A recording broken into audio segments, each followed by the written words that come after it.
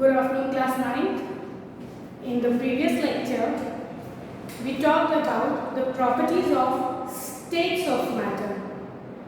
In that very topic, we will move further with the point kinetic energy. It is also one of the properties of states of matter. हमने last class में हमने 5 properties देखी थी. The properties were rigidity, compressibility, fluidity, shape, volume and filling the container. Now we will move on to kinetic energy. The second point is kinetic energy.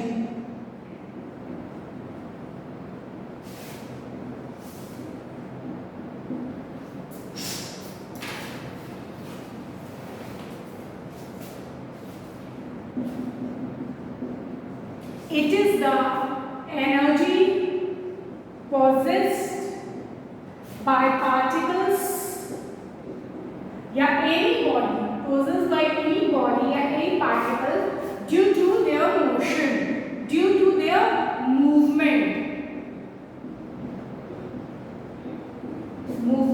or motion.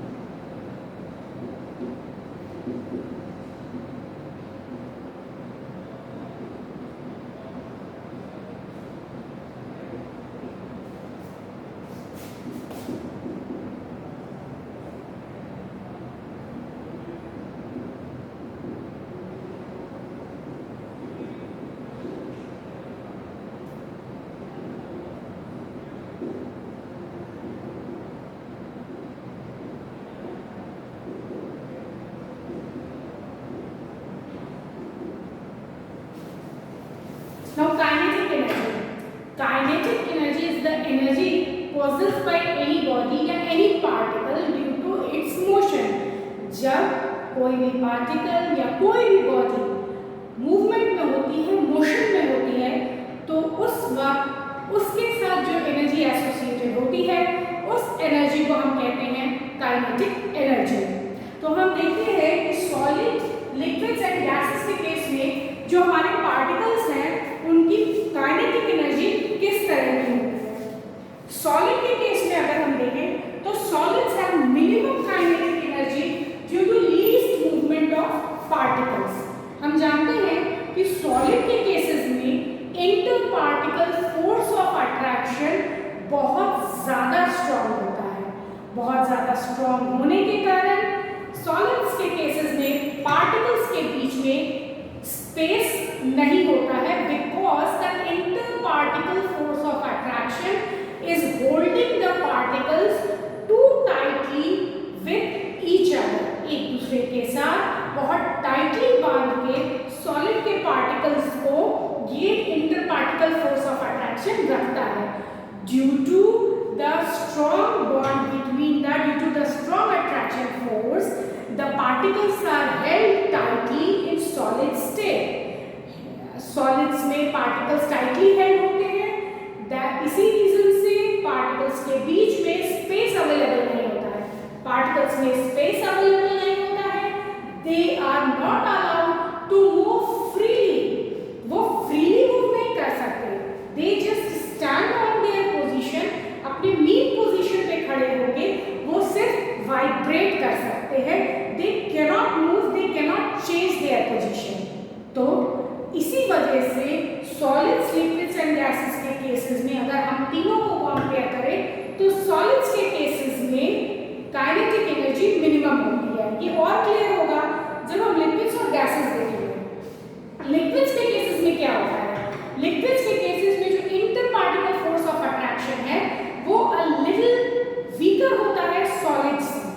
Solid से liquid में inter particle force of attraction a little weaker होता है। Little weaker होने के कारण जो particles के बीच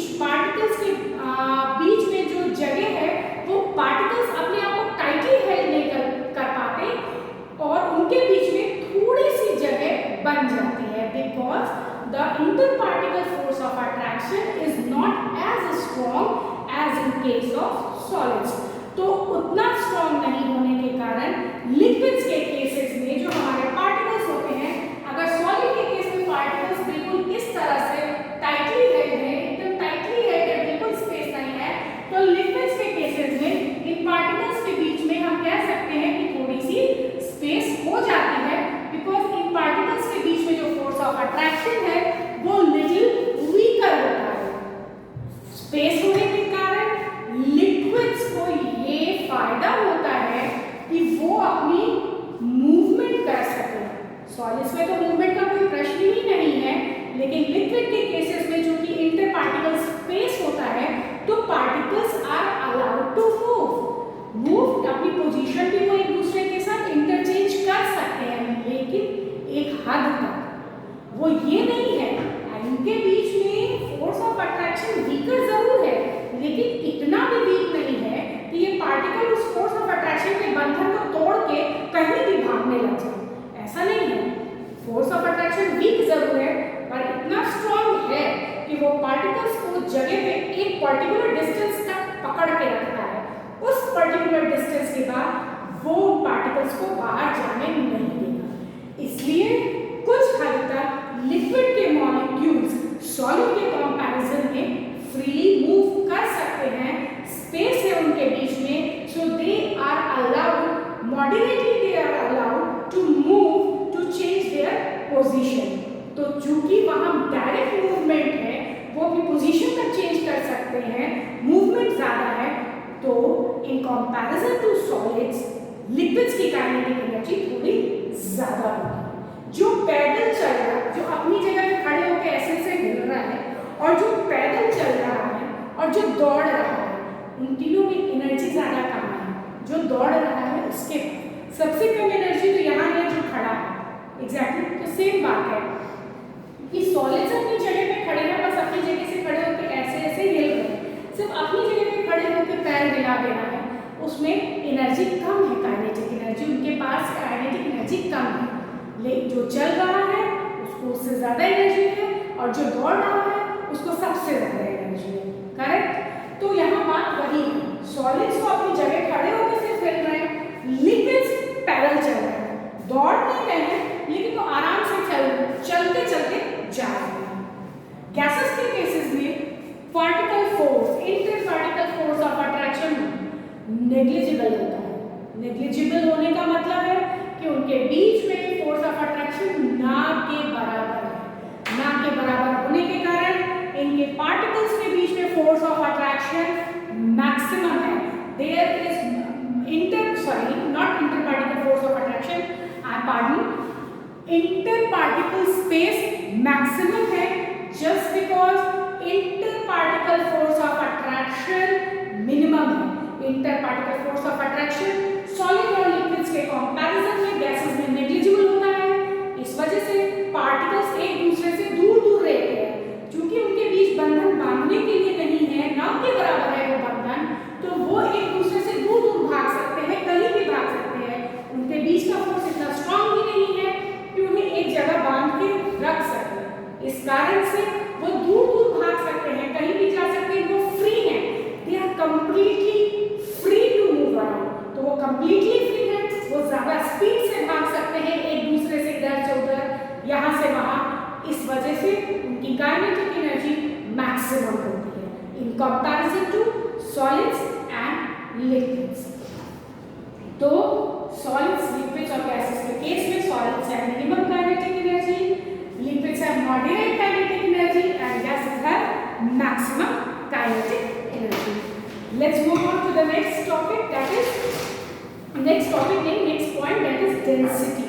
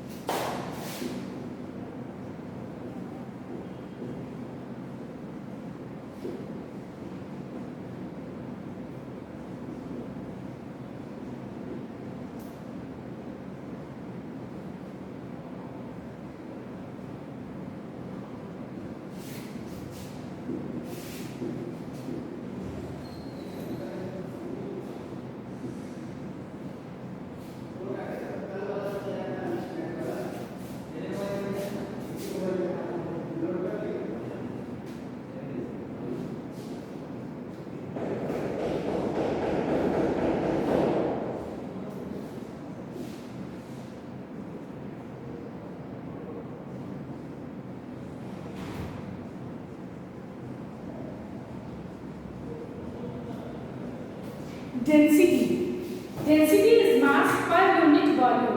per unit volume यानी 1 सेंटीमीटर क्यूब में कितना मास प्रेजेंट है, इसको हम कहते हैं डेंसिटी।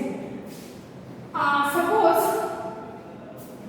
ये बॉक्स है, इट्स अ बॉक्स, ठीक है, तो इसमें हाइट भी होगी, लेंथ भी होगी, ब्रेथ भी होगी, तो हम सबको कहते हैं this is 1 centimetre, 1 centimetre and 1 centimetre. तो इस बॉक्स का वॉल्यूम हो गया 1 सेंटीमीटर क्यूब, करेक्ट। अब हमने इसमें इस छोटे से बॉक्स में 20 पार्टिकल्स, हमने इस बॉक्स में अब 20 पार्टिकल्स भर दिए टाइटली, 1 2 3 4 6 7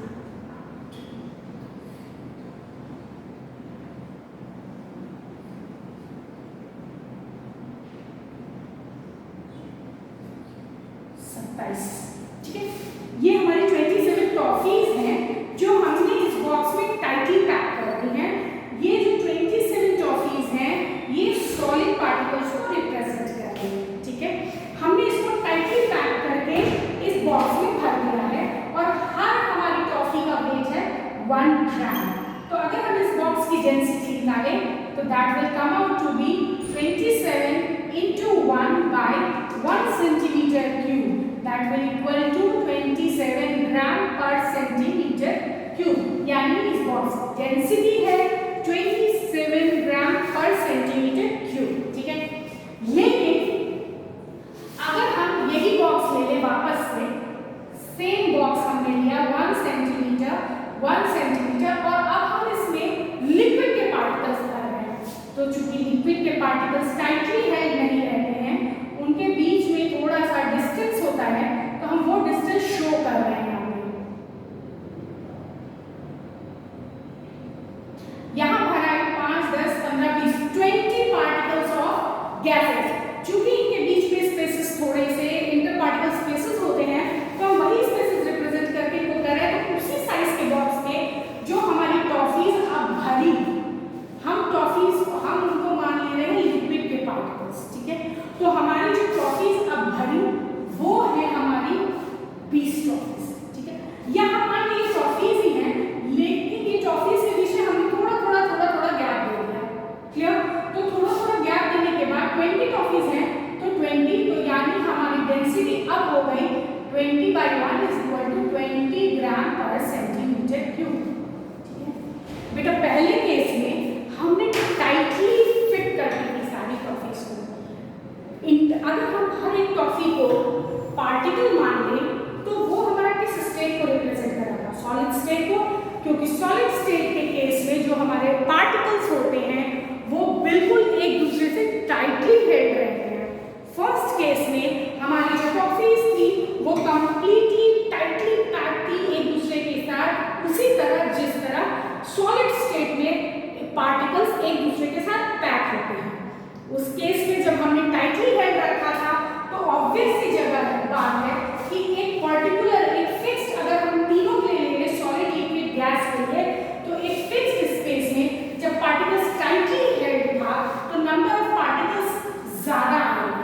तो नंबर ऑफ पार्टिकल्स ज्यादा आएंगे तो ऑब्वियसली उसके अंदर ज्यादा मास अटेगा, नंबर ऑफ मास ज्यादा होगा तो हमारी डेंसिटी भी ज्यादा होगी। इसीलिए फर्स्ट केस में हमारा नंबर ऑफ पार्टिकल्स ज्यादा था, हर एक पार्टिकल का मास 1 ग्राम, तो टोटल डेंसिटी 27 ग्राम पर सेंटीमीटर क्यूब। सेकंड केस में हमने टॉफीज को थोड़ी दूरी पे रखा है। तो हम अगर लिक्विड केस को कंसीडर करें तो मैंने बताया था कि लिक्विड्स के केसेस में हमारे जो इंटर पार्टिकल स्पेसेस हैं वो थोड़े से ज्यादा होते हैं इन कंपैरिजन टू सॉलिड, क्योंकि उनके बीच का force of attraction are little weaker होता है एज कंपेयर टू सॉलिड्स। तो उनके बीच, तो हमने ये टॉफीज जो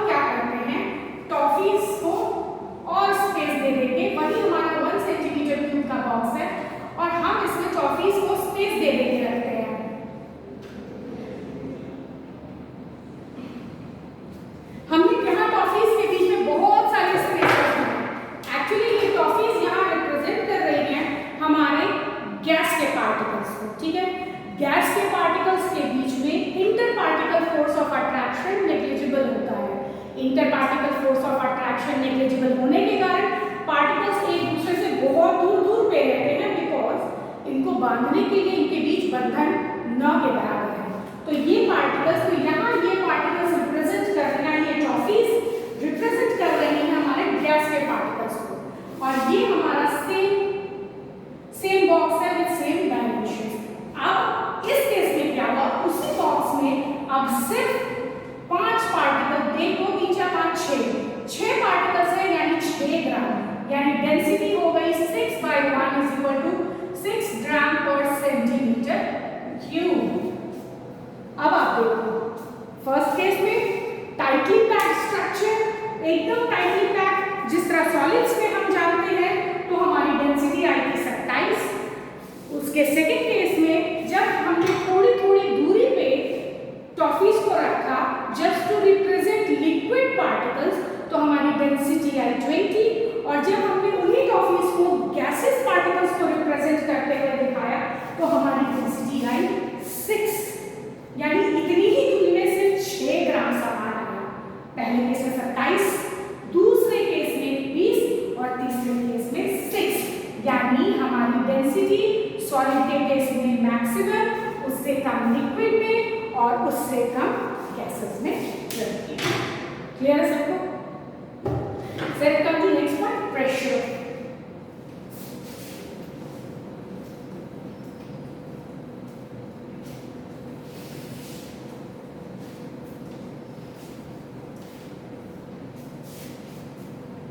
Let's start pressure.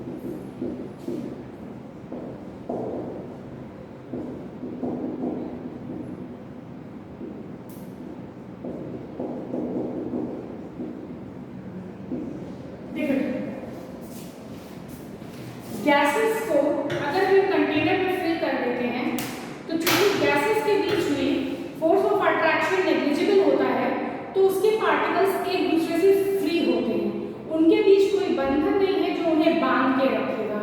तो इस वजह से अगर हम गैसेस को किसी सिलेंडर में फिल कर देते हैं तो गैस उस सिलेंडर में भी भागती रहती है, गैस के पार्टिकल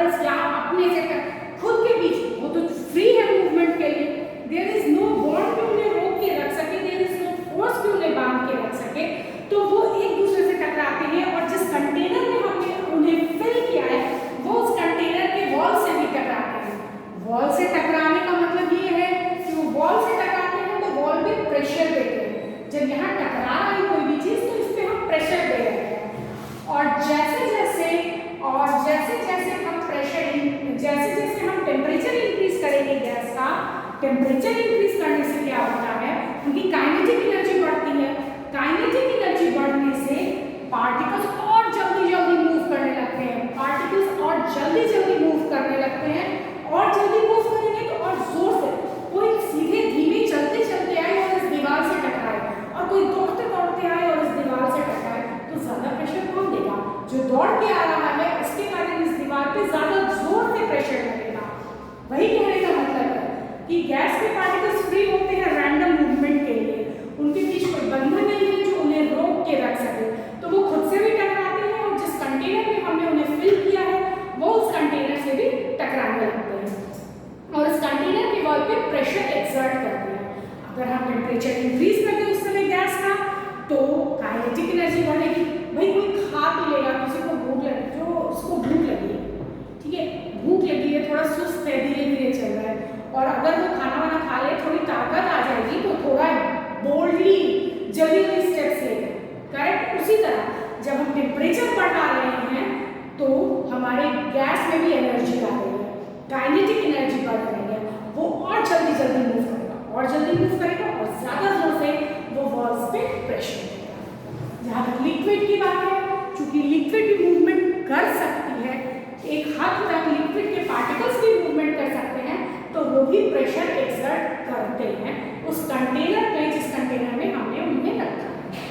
लेकिन और फिर जैसे जैसे हम, फिर वही बात है कि जैसे ही हम उस लिक्विड का टेम्परेचर इंक्रीज करेंगे, काइनेटिक एनर्जी बढ़ेगी और जल्दी जल्दी वो मूवमेंट करने लगेगा, और उसके द्वारा लगाया गया प्रेशर और बढ़ता चला जाएगा, करेक्ट। जहाँ तक सॉलिड्स की बात आती है, सॉलिड्स के केसेस में particles are not free to move around. Particles are tightly held with each other due to strong interparticle force of attraction between them.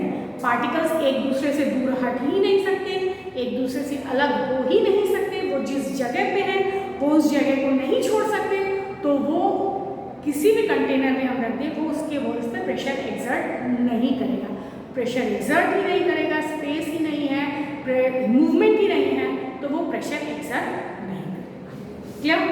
Let's move to next point, moving through. Moving through मतलब उसको चीर के निकल जाना।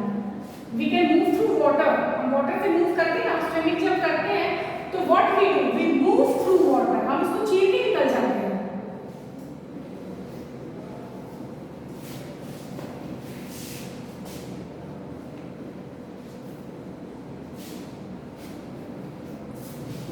Moving through.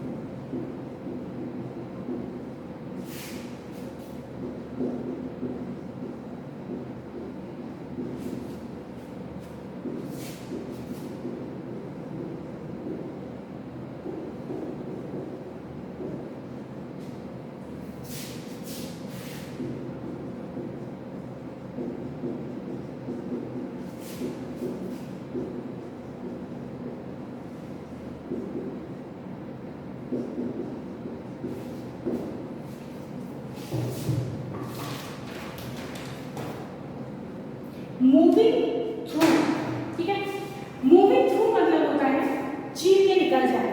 आप swimming करते हो ना, तो आप पानी के थ्रू मूव कर जाते हो ना, पानी को ऐसे चीर के निकल जाते हो। अब ये रूम है, इस रूम में तो पूरी गैस से भरी एयर है, गैस है, एयर इज अ गैस भरी हुई है, तो क्या हम चलते नहीं हैं? हम चल के इस पार से उस पार भी चले जाते हैं, यानी हम हवा को भी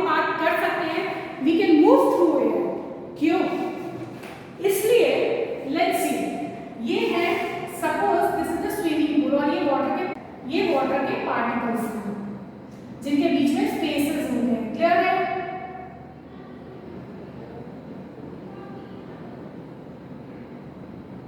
ये वाटर के पार्टिकल्स है स्विमिंग पूल में।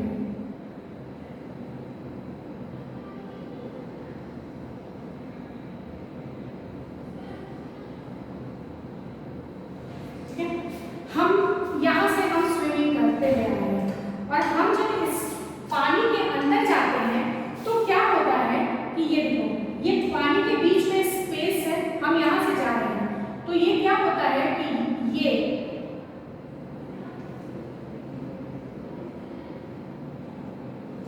अब हम यहाँ से स्विम करते हुए अगर आ रहे हैं हमें इसको चीर के जाना है, ठीक है, तो हम निकल जाते हैं। सब जगह पे स्विमिंग इजी होती है जस्ट बिकॉज कि जब हम इस जगह पे आते हैं और पानी को ऐसे धक्का देते हैं तो क्या होता है कि इस जगह के जो सारे मॉलिक्यूल्स हैं अब यहाँ सबके बीच में स्पेस है। हाँ, अब क्या होता है जब इधर से हम जा रहे हैं तो पार्टिकल्स के बीच में जो स्पेस है ये पार्टिकल्स एक दूसरे तो उस स्पेस को कम करते हुए ये पार्टिकल्स हमारे लिए स्पेस बना देते हैं।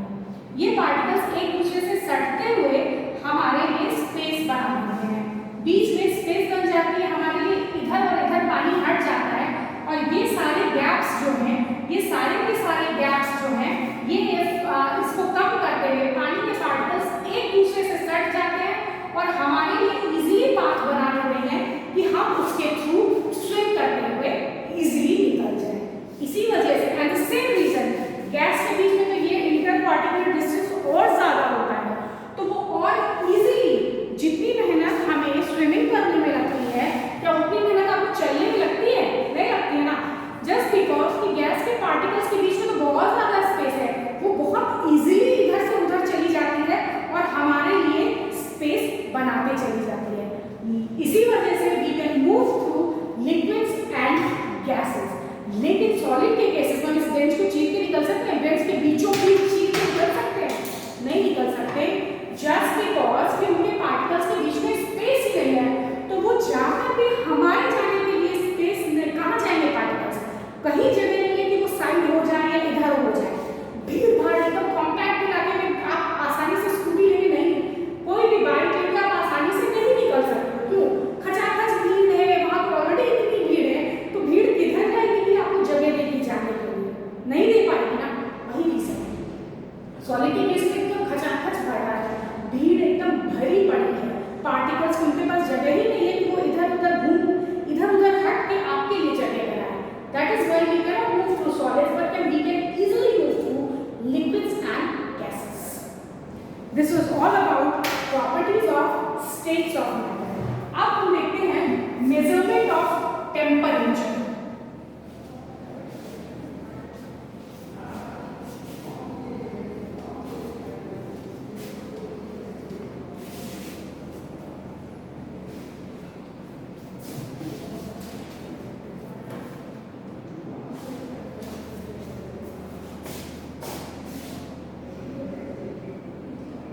Measurement of temperature. टेम्परेचर को हम डिफरेंट स्केल्स पे मेजर कर सकते हैं। जो 3 स्केल्स हमें पढ़ने हैं that 3 scales are Kelvin, Fahrenheit and Celsius and degree Celsius. Not only Celsius, that is called degree Celsius. ठीक है, Fahrenheit scale, Kelvin scale and degree Celsius scale. This is Kelvin, this is degree Fahrenheit and this is degree Celsius. ठीक है, we will all study them one by one. First start with Kelvin scale.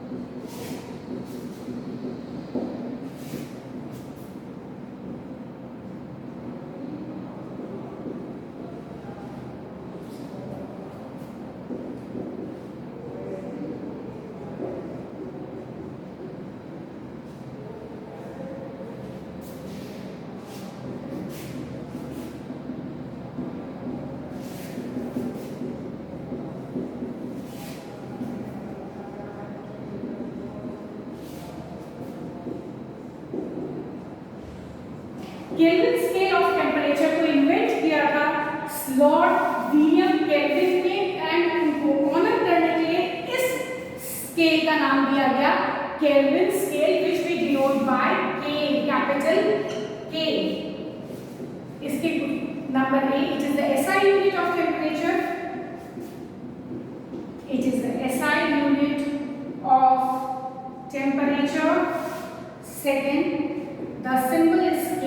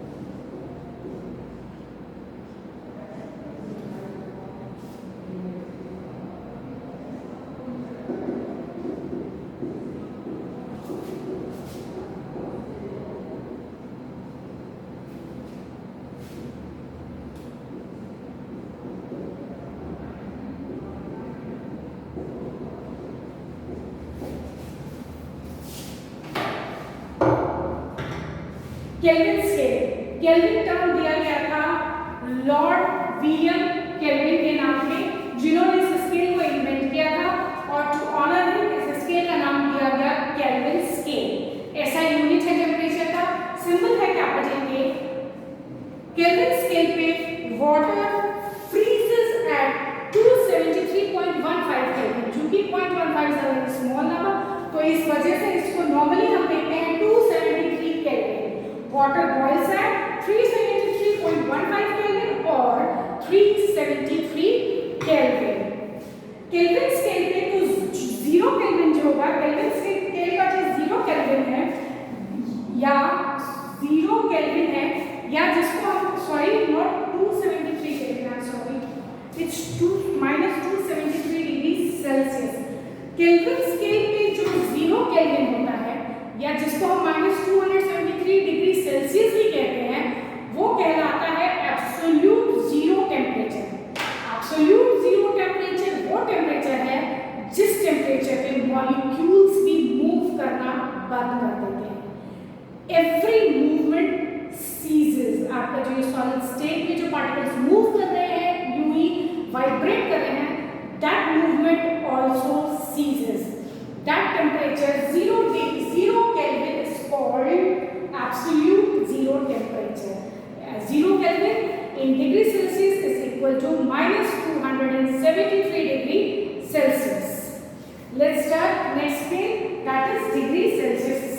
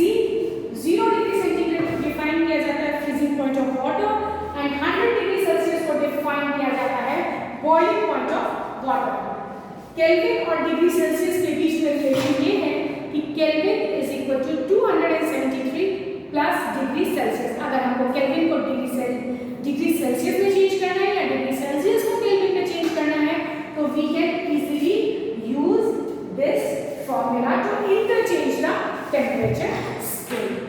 Now the third is Fahrenheit scale.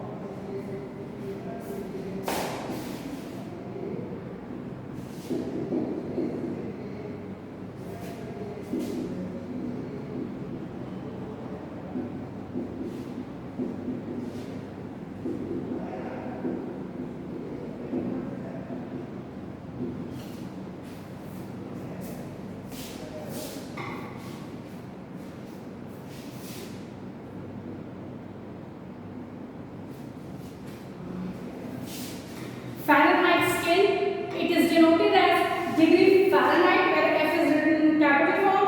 Freezing point of water is taken to be 32 degree Fahrenheit on a Fahrenheit scale and boiling point is taken as 212 degree Fahrenheit. The relationship between degree Fahrenheit and degree Celsius is 9 by degree Fahrenheit is equal to 9 by 5 degree Celsius plus 32. So we have two relations now. This one and Kelvin is equal to 273 plus degree Celsius. So we can easily interchange the temperature scales. अगर हमें Kelvin से Fahrenheit change करना है, Fahrenheit से degree Celsius या degree Celsius से Fahrenheit, degree Celsius से Kelvin, anything, we can easily change the temperature scales by using these two relations. एक एग्जांपल देख लेते हैं इसी पे हम लोग। एक क्वेश्चन है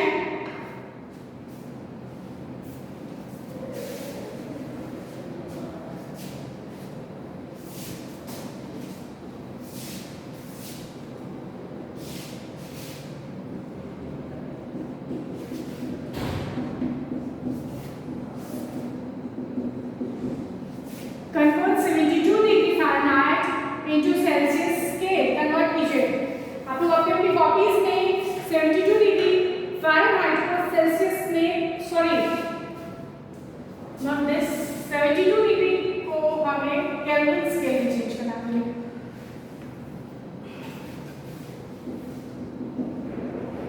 we have to convert 72 degree centigrade into Kelvin scale. Change कीजिए, आपके पास रिलेशन है, आप इजीली इसको चेंज कर सकते हैं। Let's change temperature in Kelvin is equal to 273 plus temperature in degree Celsius. Then K is equal to 273 plus 72 degree Celsius plus 72, that is equal to 273 plus 72. K is equal to 345. Therefore, 72 degree centigrade is equal to 345 Kelvin. Correct? Now let's do one thing. एक question और बनाइए। Convert 400 Kelvin into Celsius scale.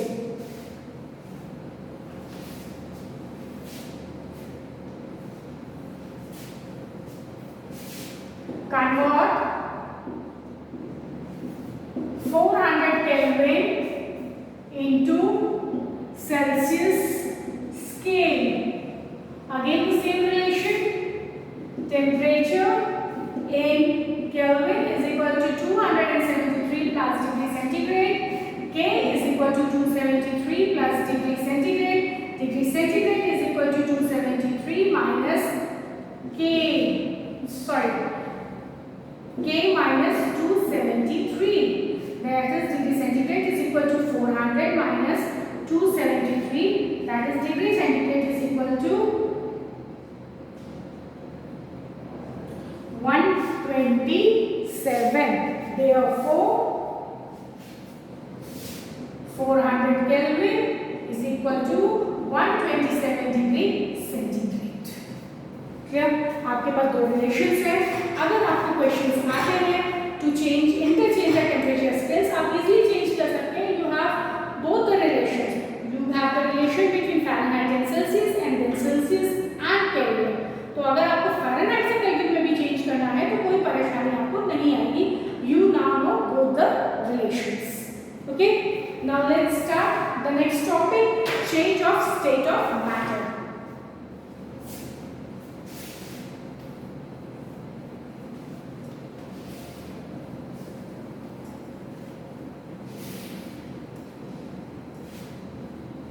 Let's start the next topic, change of state of matter.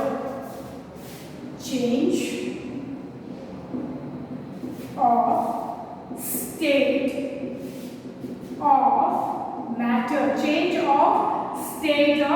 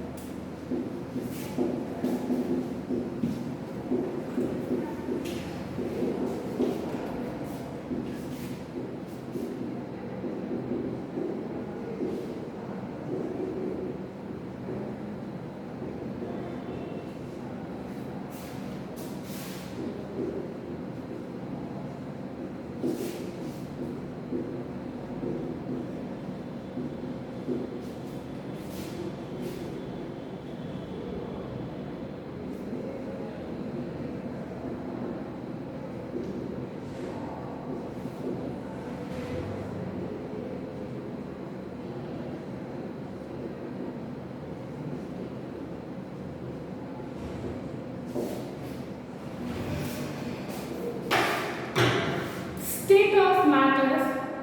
States of matter can be interchanged. कहने का मतलब ये है कि हम एक सॉलिड को लिक्विड में बदल सकते हैं, लिक्विड को सॉलिड में बदल सकते हैं. तो ये इंटरचेंजिंग जो है, this is dependent upon two factors, by changing temperature and by changing pressure. यानी हम टेम्परेचर के चेंज से या प्रेशर के चेंज से स्टेट्स ऑफ मैटर को इंटरचेंज कर सकते हैं, सॉलिड से लिक्विड, लिक्विड से gases में. तो let's start with change of state of matter due to temperature.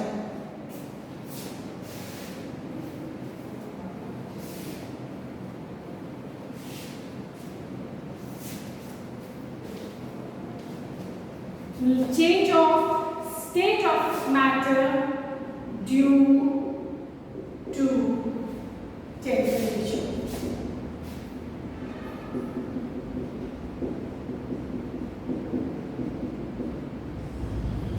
Change of state of matter due to temperature. A is solid to liquid, जिसको हम melting भी बोलते हैं, जिसको हम melting भी बोलते हैं. Solid to liquid melting.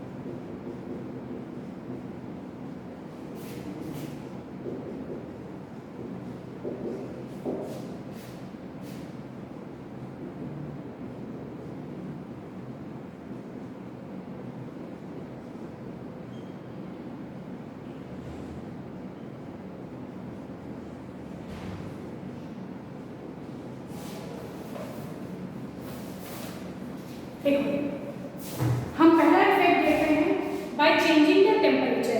Temperature के कारण how the states of matter change, हम ये पहला पॉइंट देखते हैं।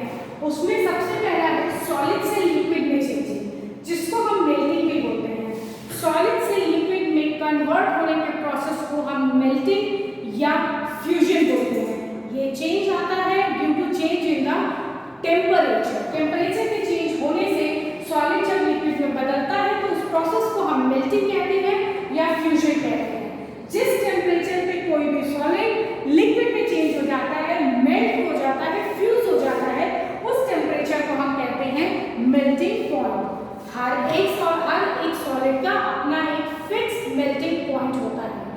आइस 0 डिग्री पे, pure ice always melts at 0 degree centigrade और wax melts at 63 degree centigrade.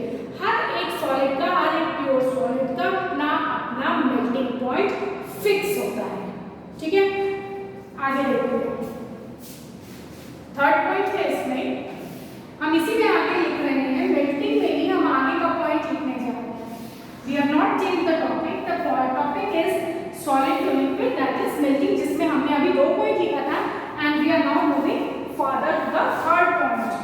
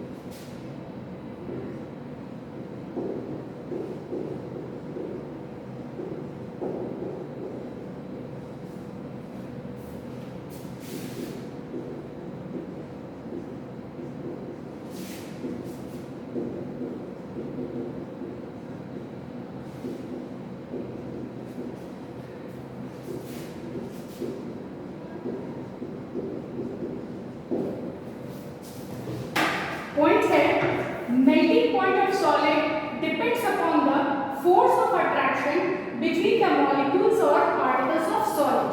If the force of attraction is more between the particles, the melting point is more because more energy is needed to break the bonding between the particles.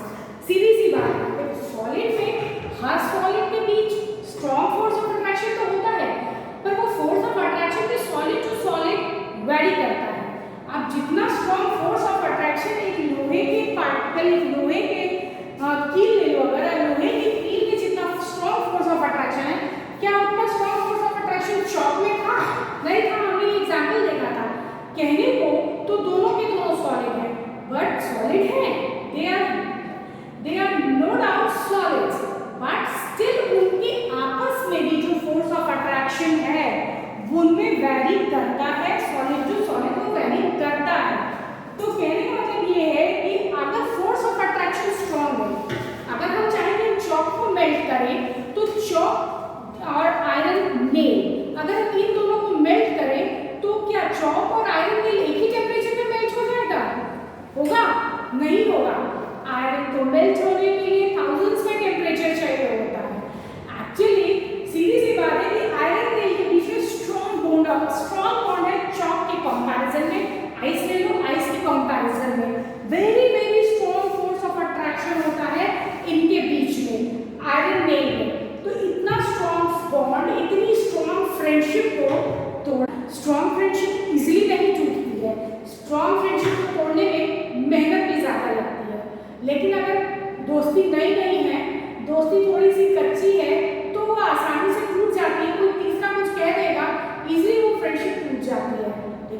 Strong friendship है, good friends है, very strong bonding है बीच में, तो friendship तोड़ना आसान नहीं होता है।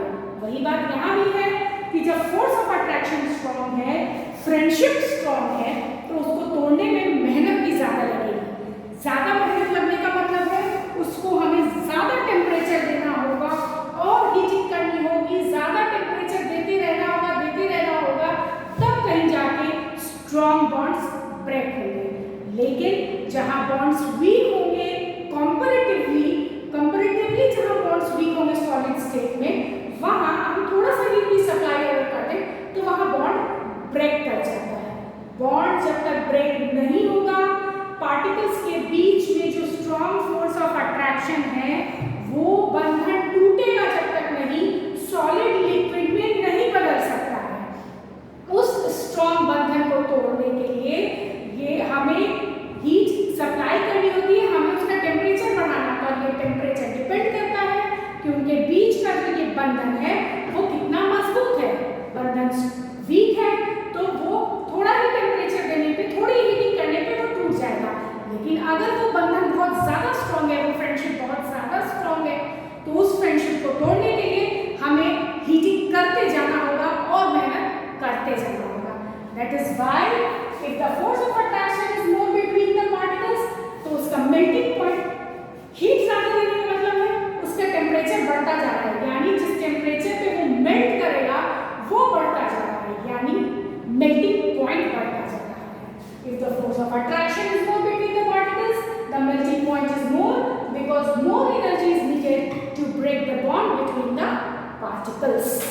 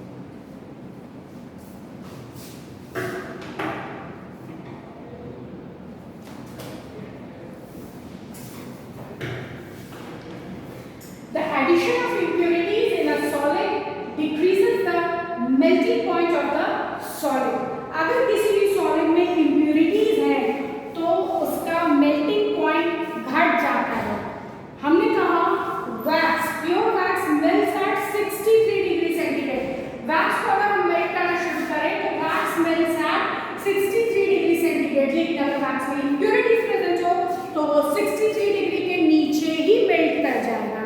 ऐसा क्यों होता है? देखो बेटा क्या होता है, जब वैक्स के पार्टिकल्स हैं तो ये बंधन जो है, जो ये फोर्स ऑफ अट्रैक्शन जो किसी भी सॉलिड में होता है, वो सिर्फ और सिर्फ उनके अपने पार्टिकल्स के बीच में होता है। अपने पार्टिकल्स के बीच में वो स्ट्रॉन्ग फोर्स ऑफ अट्रैक्शन काम करता है। क्लियर है? ये जो भी हम सॉलिड के बीच में पार्टिकल्स के बीच में फोर्स ऑफ अट्रैक्शन की बात करते हैं, ये फोर्स ऑफ अट्रैक्शन की बात हम करते हैं सिर्फ उन्हीं के पार्टिकल्स। अगर हम वैक्स की बात कर रहे हैं तो हम सिर्फ वैक्स पार्टिकल्स के बीच में फोर्स ऑफ अट्रैक्शन की बात कर रहे हैं। हम वाटर की बात कर रहे हैं तो हम सिर्फ वाटर पार्टिकल्स के बीच की फोर्स ऑफ अट्रैक्शन की बात कर रहे हैं। इस बेंच की अगर हम बात कर रहे हैं तो हम सिर्फ वुड के पार्टिकल्स के इंटरपार्टिकल फोर्स ऑफ अट्रैक्शन की बात कर रहे हैं। तो जब इनके बीच में ये सिर्फ वैक्स पार्टिकल्स हैं, तो ये ठीक है, वैक्स पार्टिकल्स है, चलो ये ठीक है, अपने आप फोर्स ऑफ अट्रैक्शन है, 63 डिग्री पे ये मेल्ट कर जाएगा। लेकिन सपोज कि इनमें कुछ इंप्यूरिटीज डाल दी हो, इंप्यूरिटीज कभी ये पिघला वैक्स अगर पिघला हुआ उसमें किसी ने कुछ इंप्यूरिटी डाल दी तब ये वैक्स जम गया। अब क्या होगा, जब ये इंप्यूरिटीज इनके बीच में आ गई तो क्या होगा कि ये इंप्यूरिटीज तो इनके बीच घुस जाएंगी। ठीक है, ये इंप्यूरिटीज जो है वो इनके बीच घुस जाएंगी। सॉलिड के पास तो जगह क्या है, तो ये जब ये हुआ तो ये इनके बीच घुस गई। ठीक है, अब इनके बीच जो ये इंप्यूरिटीज के पार्टिकल्स घुस गए तो अब वैक्स के दो पार्टिकल्स के बीच में एक इंप्यूरिटी आ गई है, कोई एक बाहरी चीज आ गई है, एक फॉरेन मटेरियल आ गया है, एक बाहर की चीज इनके बीच में घुस गई है। अब जो स्ट्रॉन्ग फोर्स ऑफ अट्रैक्शन इनके बीच में पहले डायरेक्टली था, अब वो डायरेक्टली तो है नहीं, अब इनके बीच एक दीवार खड़ी हो गई है इंप्यूरिटी की। तो ये इंप्यूरिटी क्या करती है, इनके बीच की दूरी बढ़ा देती है। एक तो घुस गई जबरदस्ती, तो इनके बीच की दूरी बढ़ा देती है जबरदस्ती। पहले यहाँ नहीं घुस सकती, लेकिन अब वो जबरदस्ती घुस गई है और यहाँ ऑलरेडी जगह नहीं है, लेकिन वो जबरदस्ती घुस गई तो अब इन पार्टिकल्स के बीच में स्पेस बढ़ गया। पार्टिकल्स के बीच में अगर दूरी बढ़ गई, जब दूरी बढ़ गई तो इनके बीच में जो फोर्स ऑफ अट्रैक्शन था वो भी तो उतना डायरेक्टली काम नहीं करेगा, क्योंकि बीच में इंप्यूरिटी है। अब बीच में एक तीसरा आ गया है जो काम कर रहा है किसी दो फ्रेंड्स के बीच में। अब वो इनके भी काम कर रहा है, उनके भी काम कर रहा है, और दोनों डायरेक्टली एक दूसरे से बातें नहीं कर रहे हैं, तो वो गलतफहमी तो पैदा होगी, और जब गलतफहमी पैदा होगी तो फ्रेंडशिप टूटेगी। यही बात यहाँ है कि ये जो इंप्यूरिटी यहाँ घुस गई, इसने दोनों के बीच में एक स्पेस क्रिएट कर दिया, एक डिस्टेंस क्रिएट कर दिया। अब ये डिस्टेंस क्रिएट होने के कारण इनके बीच में जो ये direct force of attraction strongly bonded था वो भी थोड़ा कमजोर पड़ गया। अब जब फोर्स ऑफ अट्रैक्शन वीक पड़ गया है तो बहुत सीधी सी बात है, अगर फोर्स ऑफ अट्रैक्शन कम होगा तो हमें कम ताकत लगेगी उसको मेल्ट करने में। पहले जितनी ताकत हमको वैक्स को मेल्ट करने में लग रही थी, जब वैक्स पार्टिकल्स के बीच में इंप्यूरिटीज नहीं थी और डायरेक्ट फोर्स ऑफ अट्रैक्शन था, तब हमें जितनी हीट लग रही थी, जितना टेम्परेचर लग रहा था वैक्स को मेल्ट करने के लिए, अब उतना टेम्परेचर नहीं लगेगा, क्योंकि एक तो उनके बीच की दूरी और बढ़ गई। दूरी बढ़ने से उनके बीच का फोर्स ऑफ अट्रैक्शन थोड़ा सा वीक हो गया। वीक होने से अब उसको हम कम हीट सप्लाई करेंगे और वो कम हीट पर ही मेल्ट कर जाएगा, यानी उसका टेम्परेचर कम पर ही मेल्ट कर जाएगा। क्लियर है? इंप्यूरिटीज डिसॉल्व करने से सॉलिड्स का मेल्टिंग पॉइंट डिक्रीज कर जाता है। क्लियर है सबको? नेक्स्ट, और जब when temperature increases heat is used to increase। जब हम टेम्परेचर बढ़ा रहे हैं किसी भी चीज का, किसी चीज को हीट कर रहे हैं, जब हम किसी भी चीज को हीट कर रहे हैं मतलब ये है कि हम उसका टेम्परेचर बढ़ा रहे हैं। And temperature and kinetic energy are directly proportional to each other. जब भी किसी बॉडी का, जब भी किसी चीज का, किसी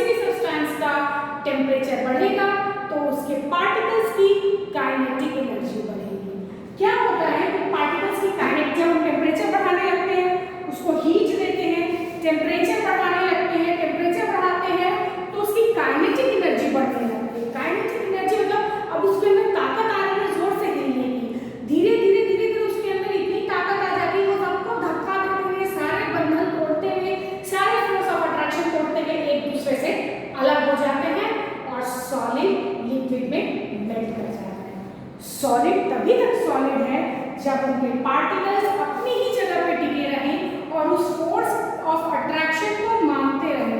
जब तक वो उस फोर्स ऑफ अट्रैक्शन के अंडर में हैं, एक दूसरे के नजदीक है, तब तक सॉलिड लिक्विड में चेंज नहीं करेगा। इसका मतलब है कि अगर हमको सॉलिड को लिक्विड में चेंज करना है तो हमको उनके पार्टिकल्स को एक दूसरे से दूर करना होगा, उनके बीच का बंधन तोड़ना होगा। तो इस बंधन को तोड़ने के लिए हम उसका हीट सप्लाई बढ़ाते हैं। हीट सप्लाई बढ़ाने का मतलब है कि हम उसका टेम्परेचर इंक्रीज कर रहे हैं। टेम्परेचर इंक्रीज कर रहे हैं मतलब हम पार्टिकल्स की काइनेटिक एनर्जी बढ़ा रहे हैं। जैसे ही पार्टिकल्स की काइनेटिक एनर्जी बढ़ेगी, पार्टिकल्स जोर जोर से हिलना शुरू करेंगे। उनके पास धीरे धीरे ताकत आती जाएगी। ताकत आते आते उनके पास इतनी ताकत हो जाएगी कि वो फाइनली उस फोर्स ऑफ अट्रैक्शन को ब्रेक करते हुए एक दूसरे से अलग हो जाएंगे और वही का वही सॉलिड लिक्विड में मेल्ट कर जाएगा। Clear? Generally on heating temperature of a substance, ठीक है, सपोज हमने वैक्स को मेल्ट करना शुरू किया। अभी वैक्स तो 63 डिग्री सेंटीग्रेड पे हम प्योर वैक्स मानते हैं, ठीक है। हमने मोमबत्ती जलाई, मोमबत्ती जलाते ही पिघलने लगती है, मतलब तुमने स्पार्क किया पिघलती है, ऐसा नहीं है, इट टेक्स टाइम। क्या होता है, शुरू में कोई भी सब्सटेंस तब तक नहीं पिघल सकता है जब तक वो अपने मेल्टिंग पॉइंट तक नहीं पहुंच जाए। प्योर सब्सटेंस की बात कर रहे हैं, इम्प्योरिटीज से। तो किसी भी सब्सटेंस को मेल्ट होने के लिए अपने मेल्टिंग पॉइंट तक पहुंचना ही होगा। तो यानी वैक्स को मेल्ट करने के लिए 63 डिग्री सेंटीग्रेड टेम्परेचर अचीव करना ही पड़ेगा। अभी अगर रूम टेम्परेचर हम 25 डिग्री सेंटीग्रेड माने तो सपोज हमने 25 डिग्री सेंटीग्रेड में वैक्स को मेल्ट करना शुरू किया, वैक्स को हीट करना शुरू किया, नॉट मेल्टिंग। हमने वैक्स को हीट सप्लाई करना शुरू किया at this very room temperature. चूंकि वैक्स का मेल्टिंग पॉइंट 63 डिग्री सेंटीग्रेड है तो वैक्स तब तक मेल्ट नहीं करेगा, करेक्ट? अब रूम टेम्परेचर 25 है, वैक्स हमारा 25 डिग्री सेंटीग्रेड है। हमने वैक्स को हीट करना शुरू किया। जैसे जैसे हीट करना शुरू किया, टेम्परेचर 25, 30, 35, 40, 50, 60, 63। जैसे ही टेम्परेचर 63 डिग्री पहुंचेगा, वही का वही वैक्स मेल्ट करने लगेगा। At that very moment he wax melt करने लगेगा। लेकिन यहाँ एक बड़ी बात है, जैसे ही वैक्स मेल्ट करना शुरू होगा, हमारा टेम्परेचर बढ़ना बंद हो जाएगा। और टेम्परेचर तब तक नहीं बढ़ेगा जब तक कि पूरा का पूरा वैक्स हमारा मेल्ट करके लिक्विड फॉर्म में चेंज नहीं कर जाता है। क्लियर है? यानी जब हम हीट करते हैं तो टेम्परेचर तभी तक बढ़ता है जब तक वो सब्सटेंस मेल्ट ना करे। लेकिन जब वो सब्सटेंस मेल्ट करना शुरू करता है तो टेम्परेचर बढ़ना बंद हो जाता है। और जैसे ही वैक्स पूरा का पूरा वैक्स मेल्ट्स कंप्लीटली, जैसे ही वैक्स कंप्लीटली मेल्ट हो गया, उसी मोमेंट हमारा temperature starts increasing. Temperature starts increasing. किसी भी, ये तो मैंने वैक्स का एग्जांपल दिया है, हम किसी भी सब्सटेंस को, किसी भी सॉलिड को जब लिक्विड में मेल्ट करने जाएंगे, उसकी मेल्टिंग करेंगे, तो जब हम उसको हीट करना स्टार्ट करेंगे तो वो उसका टेम्परेचर बढ़ेगा। और जब वो अपने मेल्टिंग पॉइंट पे पहुंचेगा, हम पहले सब्सटेंस को हीट करेंगे, उसका टेम्परेचर बढ़ेगा।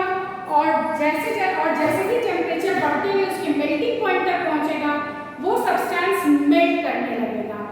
और जब तक वो सब्सटेंस पूरी तरह मेल्ट नहीं कर जाएगा, टेम्परेचर उसके आगे नहीं बढ़ेगा। और जैसे ही वो सब्सटेंस कंप्लीटली मेल्ट हो जाएगा, हमारा टेम्परेचर, अगर हमने हीटिंग कंटिन्यू रखी है तो वो टेम्परेचर आगे इंक्रीज करने लगेगा। Clear? Generally on heating temperature of substance increases, but during state transformation means जब वो सॉलिड से लिक्विड में बदल रहा है, जब वो सॉलिड स्टेट से लिक्विड स्टेट में change temperature remains the same.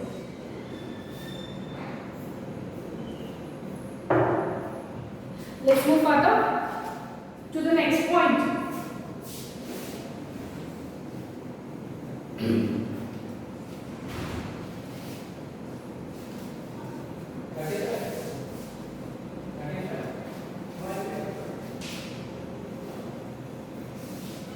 Let's move further to the next point.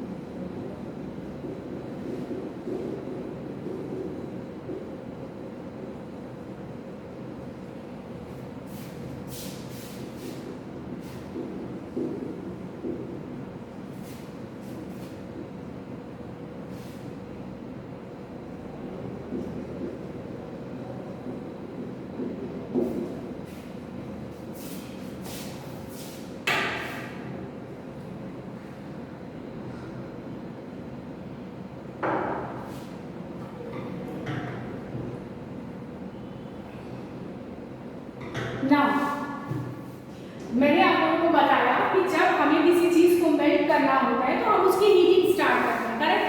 तो हम उसको हीट करते करते उस टेम्परेचर पे लेके आते हैं जिस टेम्परेचर पे वो मेल्ट करना स्टार्ट होगा, यानी उस सब्सटेंस का मेल्टिंग पॉइंट। तो जब तक वो सब्सटेंस अपने मेल्टिंग पॉइंट तक नहीं पहुंचता है उसका टेम्परेचर बढ़ता ही रहता है। लेकिन एज सून एज वो अपने मेल्टिंग पॉइंट पे पहुंचता है और मेल्ट करना स्टार्ट करता है तो टेम्परेचर बढ़ना बंद हो जाता है। लेकिन हीटिंग कंटिन्यू है, रिमेंबर हम हीट तो कर रहे हैं, टेम्परेचर हमारा बढ़ना बंद हो जाता है जब तक कि वो पूरा सब्सटेंस मेल्ट ना हो जाए। और जैसे ही पूरा सब्सटेंस मेल्ट होता है टेम्परेचर वापस इंक्रीज करने लगता है। तो एक बात सोचने वाली है कि हम हीटिंग तो लगातार कर रहे हैं, तब भी कर रहे हैं जब वो मेल्ट हो रहा है। अगर वो मेल्ट हो रहा है, हमारी हीटिंग चल रही है, तो टेम्परेचर क्यों नहीं बढ़ रहा है? इसका रीजन है कि देखो बेटा, हीट हमने क्यों किया? हीट हमने किया उसकी काइनेटिक एनर्जी बढ़ाने, ठीक है? हमने हीट किया, हमने हीटिंग किया तो टेम्परेचर बढ़ा, टेम्परेचर इंक्रीजेस, टेम्परेचर इंक्रीज हुआ तो काइनेटिक एनर्जी इंक्रीजेस, और काइनेटिक एनर्जी जैसे ही इंक्रीज हुई तो हमारे जो पार्टिकल्स हैं वो एक दूसरे से दूर जाने की कोशिश करने लगे, वो जोर जोर से हिलने लगे। उनके पास इतनी ताकत आ गई कि वो उस फोर्स को तोड़ के, तो हमारा फोर्स ऑफ अट्रैक्शन तोड़ते हुए वो पार्टिकल्स निकल गए और कंप्लीटली वो मेल्ट कर गए। एक्चुअली क्या होता है, मैंने आपको जब हम हीटिंग स्टार्ट कर रहे हैं तब तो हम टेम्परेचर बढ़ा रहे हैं और काइनेटिक एनर्जी बढ़ा रहे हैं, लेकिन जैसे ही वो सब्सटेंस अपने मेल्टिंग पॉइंट पे पहुंच जाता है तो उसके पार्टिकल्स के पास इतनी काइनेटिक एनर्जी हो जाती है कि वो उस फोर्स ऑफ अट्रैक्शन को ओवरकम कर ले। तो उस वक्त जो हीट हम सप्लाई कर रहे हैं वो पार्टिकल्स यूटिलाइज कर, उनके पास काइनेटिक एनर्जी ताकत आ गई है, अब बस उस बंधन को तोड़ना है।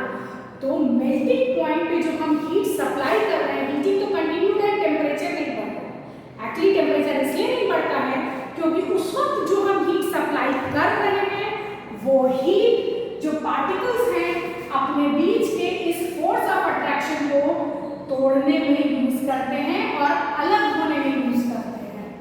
एंड मेल्टिंग पॉइंट टेम्परेचर इसीलिए इंक्रीज नहीं करता है क्योंकि उस वक्त जो हम हीट सप्लाई कर रहे हैं, पार्टिकल्स में टेम्परेचर बढ़ने से काइनेटिक एनर्जी पूरी आ गई है। अब उनके पास इतनी काइनेटिक एनर्जी हो गई है कि वो बंधन को तोड़ने के लिए तैयार है। उस समय मेल्टिंग पॉइंट पे काइनेटिक एनर्जी भरपूर है पार्टिकल के पास, बस उनको उस बंधन को तोड़ना है। तो उस वक्त जो हम हीट सप्लाई कर रहे हैं वो टेम्परेचर को नहीं बढ़ाता है, बल्कि उस वक्त वो हीट इनके बीच के बंधन को तोड़ने में लग जाता है और धीरे धीरे बंधन टूट रहे हैं। वो सब्सटेंस सॉलिड मेल्ट करके लिक्विड में चेंज कर रहा है और फिर हमारा सब्सटेंस जब कंप्लीटली मेल्ट कर गया तो फाइनली हमारा टेम्परेचर इंक्रीज करना स्टार्ट कर देता है। Okay, next point, at melting point the particles have sufficient energy. यही चीज मैंने अभी बताई है कि पार्टिकल्स के पास इतनी काइनेटिक एनर्जी हो जाती है मेल्टिंग पॉइंट पे कि वो फोर्स ऑफ अट्रैक्शन को उस समय इजीली तोड़ सके और उसी मोमेंट पे जो हीट सप्लाई हम कर रहे हैं वो पार्टिकल्स यूज करते हैं उस बंधन को तोड़ने के लिए। वो उस बंधन को तोड़ के निकल जाते हैं और उसी पॉइंट पे हमारा सॉलिड लिक्विड में चेंज होने लगता है, यानी मेल्टिंग का प्रोसेस स्टार्ट हो जाता है। क्लियर है सबको? This is how our solid changes into a liquid. इसमें अभी 1-2 पॉइंट्स और बाकी हैं